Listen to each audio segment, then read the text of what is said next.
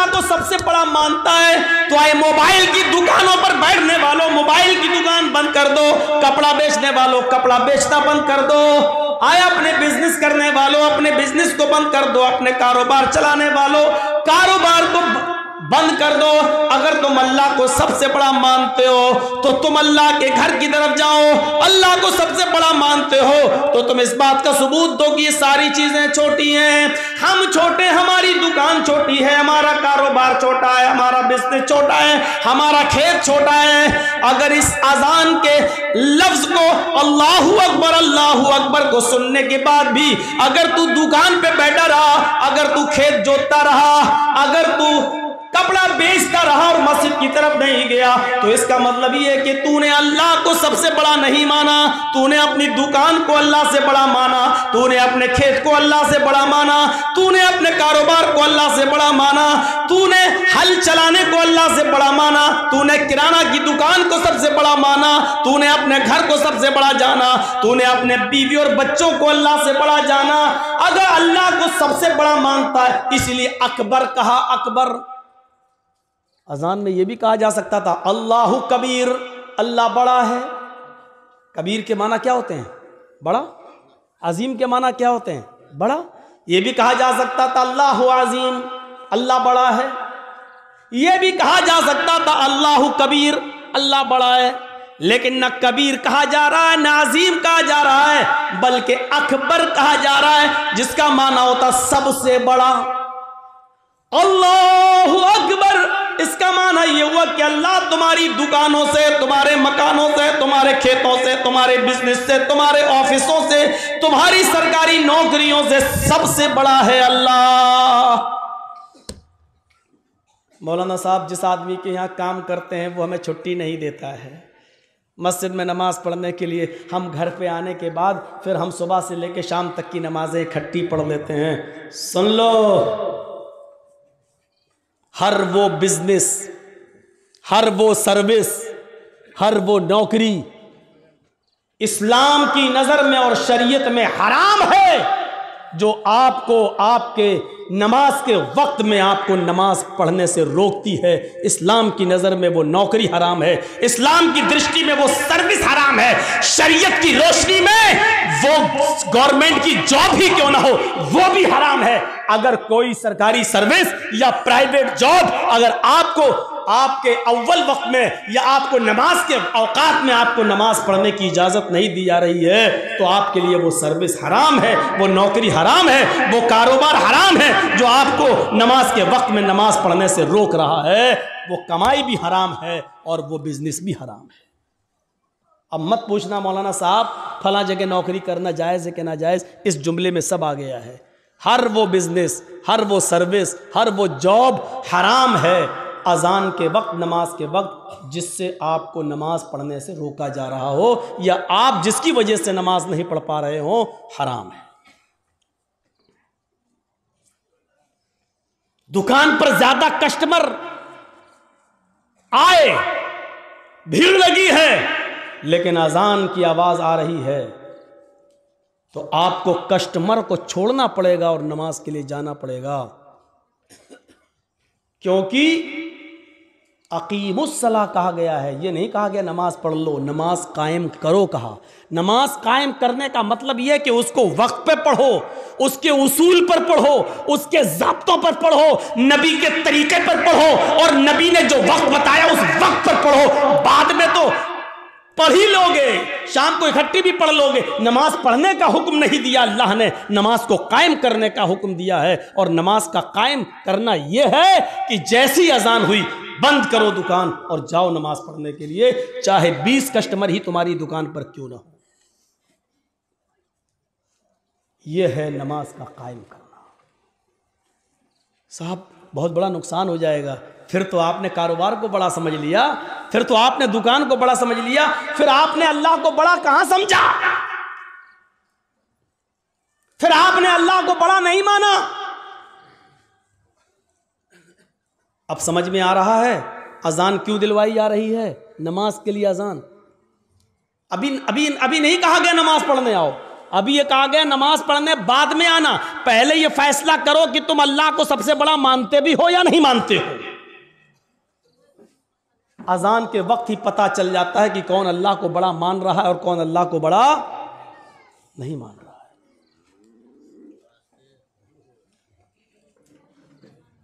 اذان کے وقت ہی پتہ چل جاتا ہے۔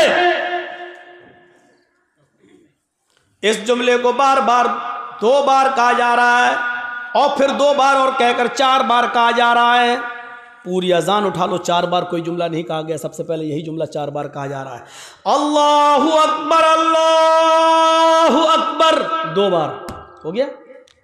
اللہ سب سے بڑا ہے، ہاں اللہ سب سے بڑا ہے۔ آئے کاروبار میں مصروف رہنے والوں، آئے کھیتوں میں مصروف رہنے والوں، آئے آفیسز میں بزی رہنے والوں، ہائے سرکاری اور پرائیویٹ جاب میں مشغول رہنے والوں، ہائے دکانوں میں مصروف رہنے والوں، اپنے اپنے گھروں میں بزی رہنے والوں، دوبارہ پھر سن لو، اللہ اکبر، اللہ اکبر، اللہ سب سے بڑا ہے، اللہ سب سے بڑا ہے، تمہارے کاروبار سے بڑا۔ اللہ اکبر اصل میں اس میں تفضیل کا جو استعمال ہوتا ہے وہ من کے ذریعے بھی ہوتا ہے۔ اس کے بعد یہ لفظ سائلنٹ ہے جو دل میں رکھا جاتا ہے لیکن بولا نہیں جاتا ہے۔ اذان پوری کیا ہے؟ اللہ اکبر کا پورا جملہ کیا ہے؟ اللہ اکبر من کل شیء، یہ ہے۔ سمجھ میں آ رہا ہے نا؟ بہت سلو بول رہا ہوں، ابھی سپیڈ بڑھے گی میری، ابھی اتنا ذہن میں رکھیے۔ اذان کا صحیح جملہ کیا ہے؟ اللہ اکبر من کل شیء، لیکن من کل شیء نہیں بولا جاتا ہے، لیکن وہ دل میں رہتا ہے۔ من کل شیء کا مطلب کیا ہوا؟ ہر چیز سے۔ اب ترجمہ کیا ہوگا؟ اللہ اکبر من کل شیء، اللہ ہر چیز سے بڑا ہے، لیکن من کل شیء بولا نہیں جائے گا۔ جیسے انگلش میں نائف کس کو کہتے ہیں؟ چاقو کو۔ نائف کے معنی چاقو، لیکن کہ لکھا جاتا ہے بولا نہیں جاتا، وہ سائلنٹ رہتا ہے۔ نی مانی گھٹنا، انگلش میں نی مانی گھٹنا، لیکن کہ لکھا ہوتا ہے لیکن بولا نہیں جاتا، پڑھا نہیں جاتا۔ ایسی عربی زبان میں اذان کا پہلا جملہ ہے اللہ اکبر من کل شیء، من کل شیء، نہ لکھا جائے گا نہ بولا جائے گا، لیکن دل میں مانا جائے گا کہ اللہ سب سے بڑا ہے۔ اللہ اکبر، اللہ اکبر، اللہ سب سے بڑا ہے، اللہ سب سے بڑا ہے، اللہ ہر چیز سے بڑا ہے، اللہ ہر چیز سے بڑا ہے۔ اس جملے کو سن کر بھی اپنے گھروں میں رہنے والوں، اپنی دکانوں میں بیٹھنے والوں، اپنے کھیتوں میں کھیتی کرنے والوں، اناج کاٹنے والوں، پھلوں میں ویست رہنے والوں، آم کے پیڑوں میں مصروف رہنے والوں، لیچی کے باغ دیکھنے والوں، بیڑی سگریٹ بنانے والوں، سن لو سن لو سن لو، دوبارہ سن لو، اللہ سب سے بڑا ہے، اللہ سب سے بڑا ہے۔ اب جن لوگوں نے اس جملے کو سب سے بڑا، اللہ کو سب سے بڑا مانا، انہوں نے اپنی دکان بند کر دی، اپنا مکان بند کر دی، اپنی دکان بند کر دی، اپنا آفس بند کر دیا، یا چلے آئے کسی کو بٹھا کے کہ میں جا رہا ہوں نماز پڑھنے، آپ بیٹھو اب میں بھی آتا ہوں۔ اب جو لوگ چلے اس کا مطلب یہ ہے کہ وہ اللہ کو سب سے بڑا مان لیے۔ پہلی چیز یاد رکھنا، انہوں نے اللہ کو بڑا مان لیا۔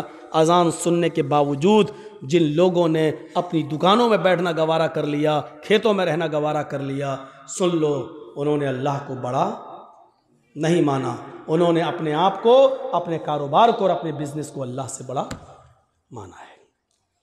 اور یہ لوگ جنگ کر رہے ہیں اللہ سے۔ اب اللہ سے جنگ کر رہے ہیں تو جیتیں گے یا ہاریں گے، اس کا جواب ہمیں دینے کی ضرورت نہیں، آپ خود اپنے دل سے فیصلہ کر لو، کیا دنیا میں کوئی طاقت ایسی ہے جو اللہ کا مقابلہ کر سکے اور جو اللہ سے جیت سکے؟ اب جنہوں نے بڑا مانا وہ چلے گئے، گھر چھوڑ کے وضو بنایا، چلنے لگے مسجد میں، جانے لگے مسجد کی طرف۔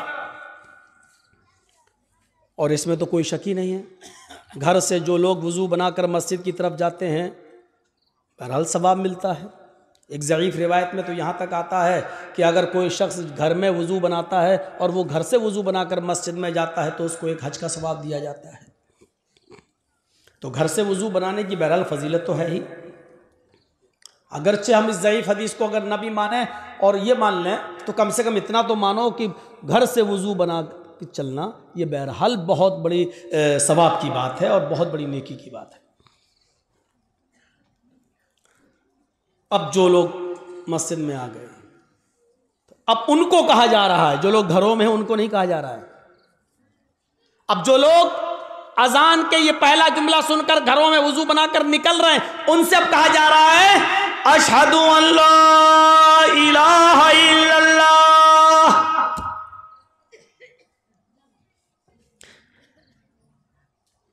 مسجد میں آنے سے پہلے اس بات کی گواہی دو، میں گواہی دیتا ہوں اس بات کی کہ اللہ کے علاوہ کوئی معبود نہیں۔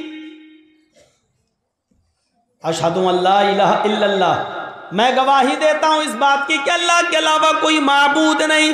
یعنی آپ گھر سے مسجد کی طرف جا رہے ہو نماز پڑھنے تو یاد رکھو یہ نماز تمہاری اللہ کے لیے ہے یا کسی اور کے لیے؟ اللہ معبود ہے، اسی کے لیے نماز ہونی چاہیے۔ اللہ کو معبود مانو، اللہ کے لیے نماز پڑھنے جا رہے ہو، یعنی عبادت کس کے لیے؟ اللہ کے لیے ہونی چاہیے۔ اب باپ کے ڈر سے نماز پڑھنے بہت سے لوگ آتے ہیں، ابا میرے ڈانٹیں گے نماز پڑھ لو۔ مدرسے کے بچے ارے نماز پڑھ لو اذان ہو گئی نہیں تو ٹیچر مارے گا، وہ ٹیچر کے ڈر سے پڑھ رہے ہیں۔ اور بہت سے لوگ جمعے میں صرف اس لیے نماز پڑھنے آ رہے ہیں کہ پورے ہفتے تو آئے نہیں، جمعہ بھی نہیں پڑھیں گے تو محلے والے سماج کے لوگ کہیں گے دیکھو جمعے تک کی نماز نہیں پڑھ رہا ہے۔ تو جو لوگ اس لیے نماز پڑھنے آ رہے ہیں وہ سمجھ لیں کہ ان کی عبادت اللہ کے لیے ہے ہی نہیں۔ اگر نماز پڑھنے آنا ہے، مسجد میں آنا ہے، عبادت کے لیے آنا ہے، نماز کے لیے، تو اشہد ان لا الہ الا اللہ اس بات کی گواہی دو، میں گواہی دیتا ہوں اللہ کے علاوہ کوئی معبود نہیں ہے۔ اگر اللہ کے لیے عبادت کرنے جا رہے ہو تب تو ٹھیک ہے، اور اگر یہ عبادت اللہ کے لیے کرنے نہیں جا رہے ہو تو اپنے گھروں میں رہو۔ اگر محلے والوں کے ڈر سے جا رہے ہو تو مت جاؤ، اگر استاذ کے ڈر سے نماز پڑھ رہے ہو تو مت پڑھو، اگر باپ کے ڈر سے نماز پڑھ رہے ہو تو مت پڑھو، اگر محلے اور سماج کے ڈر سے نماز پڑھ رہے ہو تو مت پڑھو، اور اگر جا رہے ہو تو اللہ کو سب سے بڑا مان کر جاؤ، اور عبادت بھی اللہ کے لیے کرنے جاؤ، کسی غیر کا اس میں نام نہیں ہونا چاہیے، کسی غیر کا عنصر نہیں ہونا چاہیے۔ اب اگر تم اللہ کے لیے عبادت بھی کرنے جا رہے ہو اور تم نے دل میں ٹھان لیا کہ عبادت ہم اللہ ہی کی کریں گے کسی اور کی نہیں، تو اب ان لوگوں سے کہا جا رہا ہے اشہد ان محمد الرسول اللہ، کہو میں گواہی دیتا ہوں اس بات کی کہ محمد صلی اللہ علیہ وسلم اللہ کے رسول ہیں۔ یعنی نماز نبی کے طریقے پر پڑھنا پڑے گی، اپنے منمانی طریقے پر نماز نہیں پڑھنی پڑی نہیں۔ اگر منمانے طریقے پر نماز پڑھنا ہے تو مت آؤ، اب اللہ کی عبادت کرنے جا رہے ہو تو رسول کے طریقے پر نماز پڑھنا پڑے گی۔ ظہر میں کتنی نماز؟ جتنی نبی نے بتائی۔ عصر میں کتنی؟ جتنی نبی نے بتائی۔ مغرب میں کتنی؟ جتنی نبی نے بتائی۔ تراویح کتنی پڑھیں؟ 20 یا 8؟ نہ تیری 8 نہ میری 20، جتنی جناب محمد رسول اللہ صلی اللہ علیہ وسلم نے بتائی۔ میرے بھائیوں، یہ نماز پڑھنے جا تو رہے ہو لیکن یہ عقیدہ دل میں رکھو کہ ہم رسول اللہ کے طریقے پر نماز پڑھیں گے۔ نماز سے پہلے وضو سے پہلے پاکی، آپ خود پاک ہوں پہلے، اور پھر چھوٹی ناپاکی کیا ہے؟ وضو بنا کر چھوٹی ناپاکی کو دور کر دو، اس کے بعد جائیے آپ نماز پڑھنے کے لیے۔ اور یہ عبادت کیسے کریں گے؟ جب آپ وضو بنا کر گھر سے مسجد کی طرف نکلیں گے تو اللہ تعالیٰ ہر ایک قدم پر تمہیں ایک نیکی دے گا، ہر قدم پر ایک نیکی، اور ایک گناہ معاف بھی ہوگا۔ جیسے ایک قدم بڑھایا ایک نیکی ملی اور ایک گناہ معاف، دوسرا قدم بڑھایا ایک نیکی ملی اور ایک گناہ معاف، تیسرا قدم بڑھایا ایک نیکی ملی اور پھر ایک گناہ معاف، چوتھا قدم بڑھایا ایک نیکی ملی اور ایک گناہ معاف۔ حضرت زید ابن ثابت رضی اللہ تعالیٰ عنہ جب مسجد سے گھر سے مسجد کی طرف نماز پڑھنے جاتے تھے، ان کا گھر مسجد کے قریب تھا لیکن پھر بھی وہ چھوٹے چھوٹے قدم رکھتے تھے۔ لوگوں نے پوچھا اتنے نزدیک مسجد ہے اور تم جلدی نہیں آتے ہو، چھوٹے چھوٹے قدم رکھتے ہو؟ تو انہوں نے یہی حدیث پڑھ کے سنائی تھی کہ اللہ کے نبی نے فرمایا تم میں سے جب کوئی شخص مسجد میں نماز کے لیے جاتا ہے تو اس کے ہر ایک قدم پر ایک نیکی ملتی اور ایک گناہ معاف ہو جاتا ہے۔ میں اس لیے چھوٹے چھوٹے قدم رکھتا ہوں تاکہ میرے قدم کی گنتی زیادہ ہو جائے، مجھے نیکیاں زیادہ مل جائیں اور میرے گناہ زیادہ سے زیادہ مٹ جائیں۔ تو میرے پیارے ساتھیو، یہ آپ کو تبھی ملے گا جب آپ گھر سے وضو بنائیں گے، اور وضو بنانے کے بعد جب گھر سے نکلیں گے تو حالت وضو کا ثواب اور وضو میں نماز کے لیے جو قدم اٹھیں گے یہ باوضو ہو کر جب اٹھیں گے تو اس پر اور زیادہ ثواب۔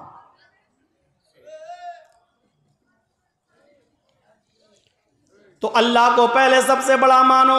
جنہوں نے اللہ کو سب سے بڑا مان کر اپنا کاروبار اپنا بزنس بند کر دیا وہ مسجد کی طرف جائیں۔ مسجد کی طرف جانے والوں اگر اللہ کے لیے عبادت کرنے جا رہے ہو تو ٹھیک، ورنہ مت جاؤ۔ اور اللہ کے لیے عبادت کرنے جانے والوں اگر یہ عبادت جناب محمد رسول اللہ کے طریقے پر کرنا ہے تو ٹھیک۔ اب یہ تین چیزیں بتانے کے بعد اب کہا جا رہا ہے، سنو یہ تین چیزیں، اللہ کو سب سے بڑا مان لیا اور عبادت اللہ کے لیے کرنے جا رہے ہیں، اور یہ عبادت نبی کے طریقے پر کرنے کا ارادہ ہے، نبی کے طریقے پر، نبی نے جیسے بتایا ہے۔ شاباش بیٹا، لے لو ہم بیٹھ گئے، لو یہ لڑکا آگے چل کے کیا بنے گا بتائیے تو؟ ارے کچھ نہیں، اس کے گھر والوں نے بھیجا فوٹو لے کے آؤ۔ اتنا ہم آپ جس اسکول میں پڑھ رہے ہیں نا اس کا میں ہیڈ ماسٹر رہ چکا ہوں۔ یہ بچہ کیا جانے بیچارہ فوٹو لے کے، اس کو کس نے بھیجا ہم لوگ سب سمجھ رہے ہیں۔ چلو تو ہو گیا بیٹا، ویڈیو بنا رہے ہو کیا؟ یہ سب بن رہی ہیں، ارے آج کل کے بچے، ابھی شادی کر دو تو 2 بچوں کا باپ بن جائے گا۔ یہ آج کل کی اولاد ہے بھیا، آج کل کی اولاد۔ تو میرے بھائیوں سنو، 3 چیزیں بتائی گئی، اس کے بعد پہلے اللہ کو سب سے بڑا مانو، دوسرا جب اللہ کو بڑا مان لیا تو عبادت اللہ کے لیے کرو، اور عبادت جب اللہ کے لیے کرنے کا پورا عزم ہو گیا تو یہ عبادت رسول اللہ کے طریقے پر کرو، نبی کے طریقے پر، رسول کے طریقے پر، کچھ نہیں چلے گا تیرا۔ نبی نے 1 رکعت میں 1 رکوع کیا، 1 ہی کرنا ہے۔ نبی نے 1 رکعت میں 2 سجدے کیے، 2 ہی کرنا ہے۔ نبی نے ظہر میں 4 پڑھی، اگر تو 6 پڑھے گا تو گناہ گار ہوگا۔ نبی نے مغرب میں 3 پڑھی، اگر تو 4 پڑھے گا تو گناہ گار ہوگا۔ نبی نے فجر میں 2 پڑھی، اگر تو 3 یا 4 پڑھے گا تو گناہ گار ہوگا۔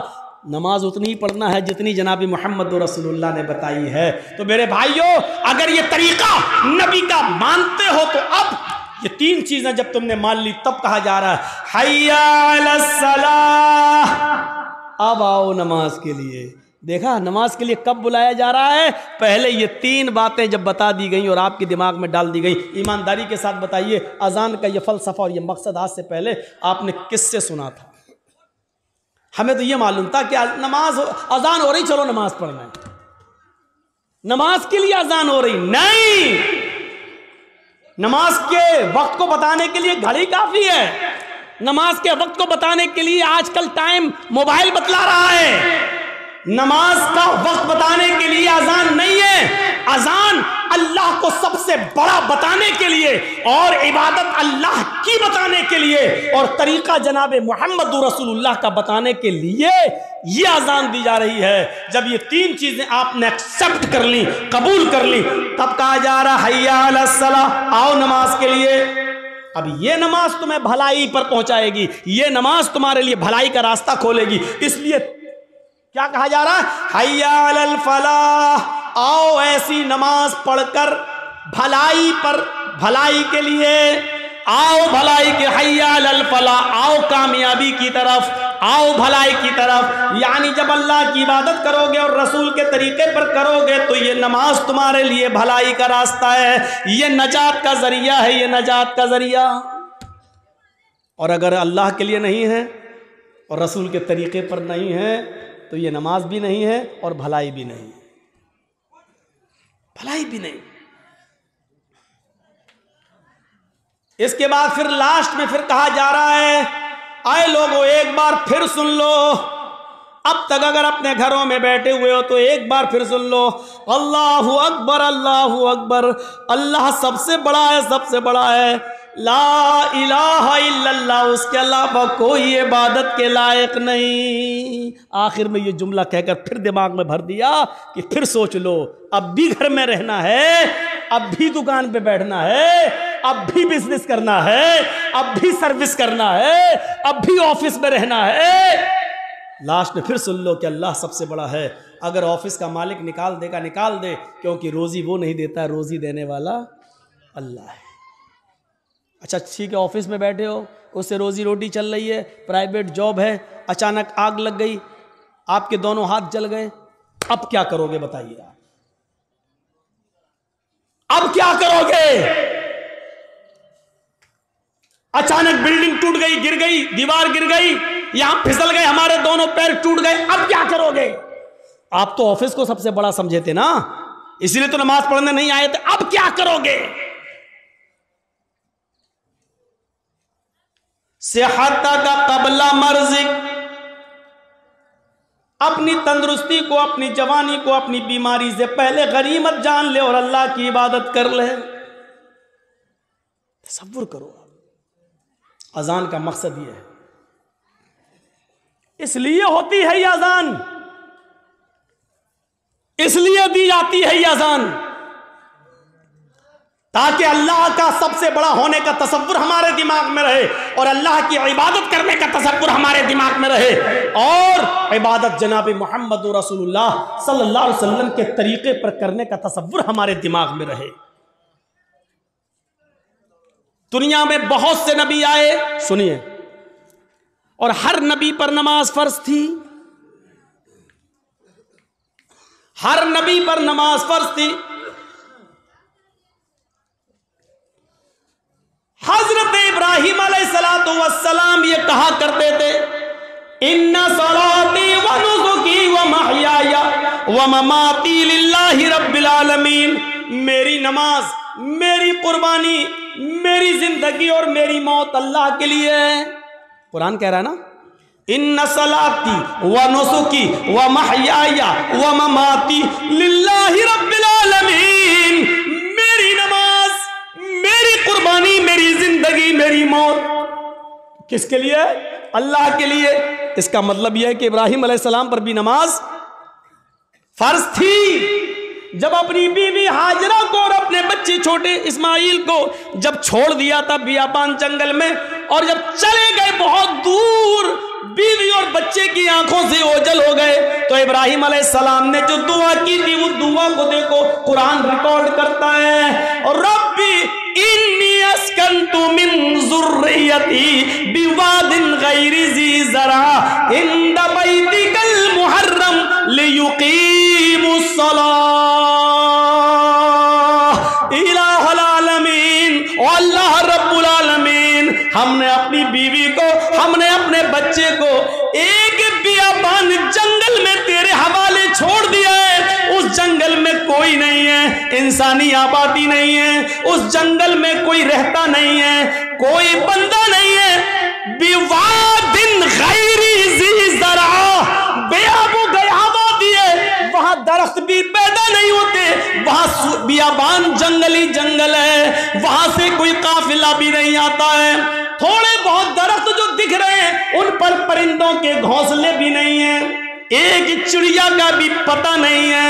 ایسی بیابان جنگل میں جو غیر آباد ہے، غیر ذی زرع ہے، اس جنگل میں ہم نے اپنے بیوی بچوں کو چھوڑ دیا ہے، عند بیتک المحرم، تیرے قابل احترام گھر کے پاس، جہاں تیرا گھر تعمیر ہوگا، جہاں ہمیں تیرا گھر بنانا ہے، جہاں خانہ کعبہ کو بنانا ہے، جہاں قبلہ بننا ہے، جہاں قبلے کی تعمیر ہونا ہے، تیرا گھر بننا ہے، ایسے گھر کے پاس ہم نے اپنے بیوی بچے کو چھوڑ دیا ہے، لیقیموا الصلاۃ،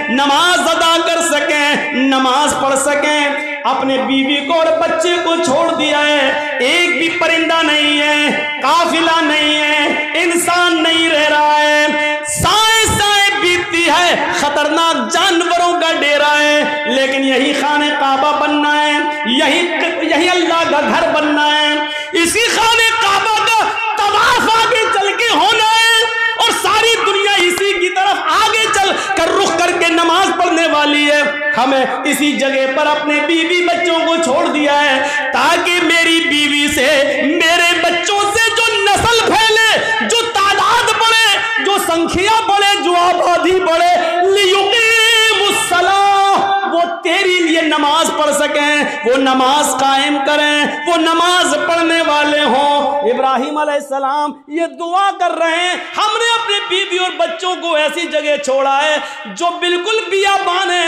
लेकिन हमने वहां इसलिए छोड़ा है, वहां तेरा घर है इसलिए छोड़ा ताकि वो नमाज